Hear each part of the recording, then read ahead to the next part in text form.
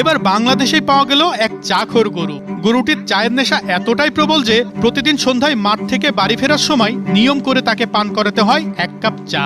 চা পান করা ছাড়া কোনো মতেই চায়ের দোকান ছেড়ে বাড়ি যায় না এই গরু। চা খাইলেও চা না দিলে ও বাড়ি যাইতো না। এখন চা দেওয়া গেছে, ও বাড়ি যাত বললে বাড়ি চলে যাবে, সমস্যা নেই। তবে যেনতেন ভাবে বানানো চা পান করে না এই গরু। গুনে গুনে 3 চামচ চিনি দিয়ে বানানো চা দিতে হয় গরুটিকে। পানি ঠান্ডা হলে কোনো মতেই আর মুখে নিবে না চা। চা খাওয়া হলে সুবোধ বালকের মতো চলে যায় মালিকের বাড়িতে।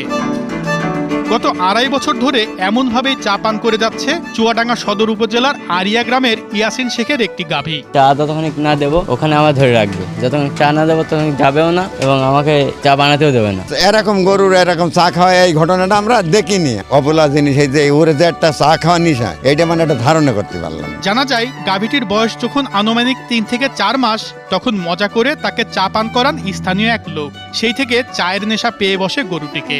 মাস 4 হলেই মনে হয় ও চা খেয়েছে। ওই দোকান ঘরে আসতো, আমার ছেলে চা দিয়ে পাউরুটি দিয়ে কলা দিয়ে দিলি পরে ও খেয়ে নি। তারপরে চা 1 লাখ গেলে সেমকে ঘরবার খেয়ে নেয়। সরজমিনে দেখা যায় মালিক ইয়াসিন শেখ প্রতিদিন তার গরুগুলোকে ঘাস খাওয়াতে নিয়ে যান বাড়ির পাশের মাঠে। সন্ধ্যায় মাঠ থেকে ছেড়ে দিলে গরুগুলো একা একাই ফিরে যায় বাড়িতে। অন্য গরুগুলো ঠিকই বাড়ি চলে গেলেও এই গরুটি দাঁড়িয়ে থাকে রাস্তার পাশে থাকা একটি চায়ের দোকানে।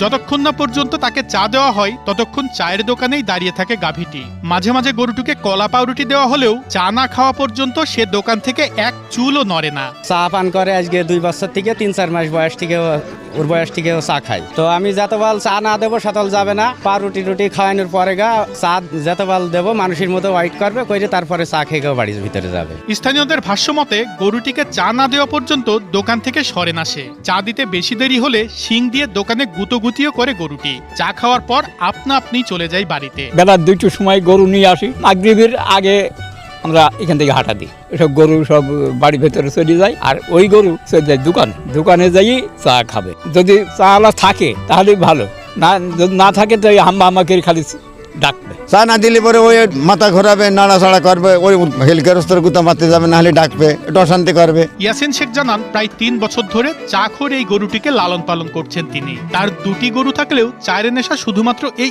একটি গরু। একটা রুটি দিল, চা বানালো, চা দিল, এই খাইয়ে দাঁড়িয়ে থাকে। আমি বাড়ির মধ্যে ওইসব গরু বান্ধি, দেখছি চা, আমি বুঝি যে চা খাওয়া হয়ে গেছে, বুঝে সেটি বলে যে হ্যাঁ হয়ে গেছে। এই দুপুর আয় করে বাস সেটা।